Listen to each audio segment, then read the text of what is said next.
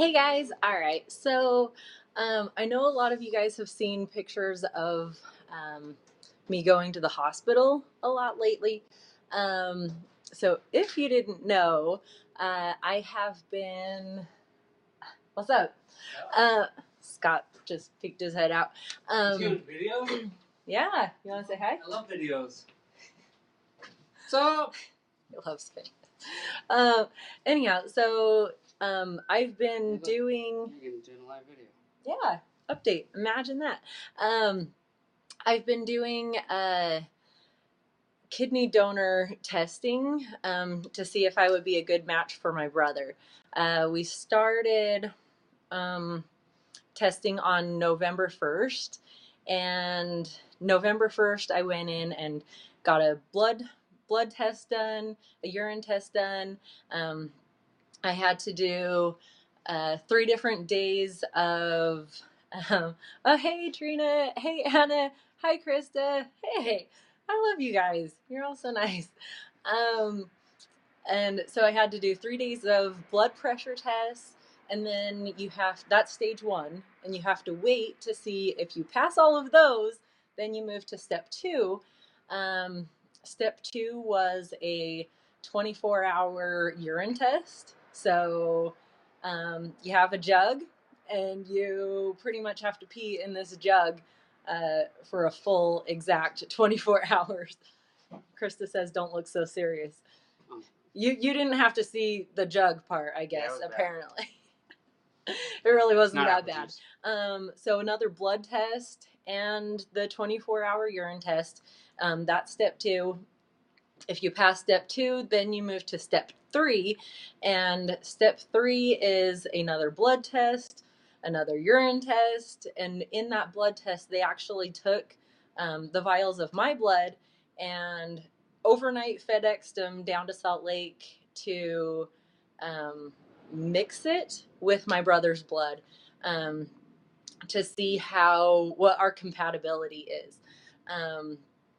And that test, they told me, would take about 2 weeks to get back results. And so 2 weeks would have been yesterday. But on Monday afternoon, like at 4:20, I get a phone call from the gal that is helping me get through all of these steps, right? And she said, "Guess what? You're a perfect match for your brother." So perfect match basically means that we're a 6 out of 6 antigen match. Um, and if you don't know, each kid gets 3 antigens from their mom, 3 antigens from their dad, and um, so a parent to child ratio would be for sure a 50%. A sibling can be 0% or 100%. And so we're 100%. So we must have a lot in common, I guess. Scary. Anyhow, so we're 100% match. And so I asked her, I said, so because the next step 4, was to go down to Salt Lake for a 2-day appointment. And so I asked her, I said, when's the next appointment for the 2-day appointment down there?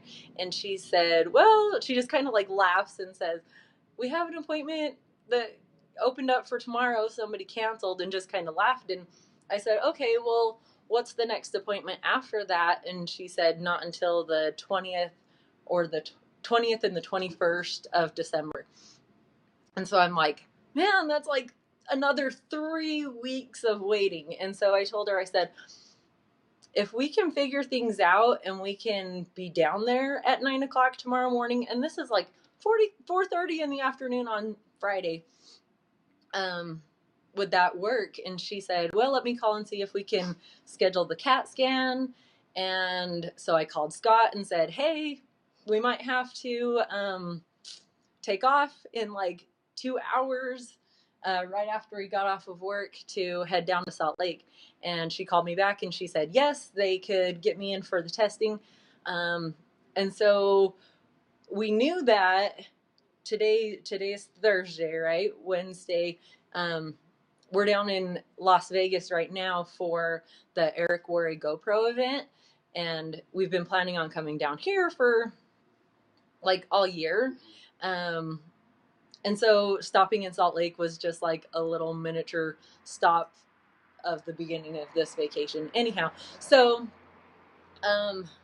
so you've seen me taking pictures in the hospital. The first day they had me do another blood test, another urine test. What else did they have me do?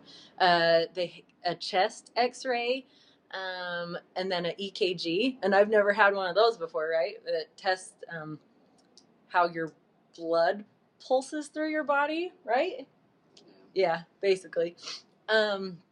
I also talked to a social worker. I talked to a psychologist. I talked to a nutritionist. I talked to the nephrologist, which is kidney doctor. And yeah, so it was a very eventful day. Appointment started at 9 o'clock in the morning on Tuesday, and we didn't get done with everything until 4 o'clock that afternoon. So it was a long day. And so then yesterday, I had a CAT scan first thing in the morning. And I'd never had a CAT scan before, so that was pretty eventful. Had a CAT scan, and then yesterday afternoon we got to talk with the surgeon, who would be one of the three surgeons that would be doing the surgery, and calling me. And so we talked with the surgeon yesterday, and all of the testing that I've done, so many people say, just be aware that in all this intensive testing, they might find something else that's wrong with you that you probably didn't even know you had, but they didn't find anything wrong with me. The only thing that he's a little concerned about is I have a concave chest, so my sternum is like literally like halfway between my body. Okay. And he's just concerned, the surgeon is just concerned that being under the anesthesia, rolled on my side, in there moving stuff around, he's just a little concerned about me being able to breathe.